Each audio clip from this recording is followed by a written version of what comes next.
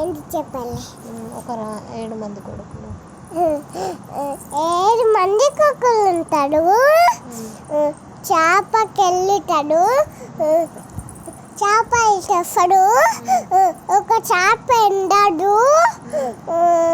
ఎందుకంటే చేప అంటది. నాకు పిల్లగా వేసిందట్టాడు. గడ్డిమో పడ్డం వచ్చింది. గడ్డిమప్పు అడ్డం వచ్చింది అంటాడు. నాకు పిల్లగా వేసిండు అంటాడు.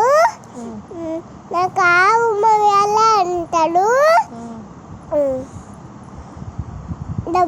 బంగాళ కుట్టలా నేను కుట్టనా అంటది. అంతేనా? అయిపోయిందా? అయిపోయింది. మొత్తం చెప్పినవా నువ్వు?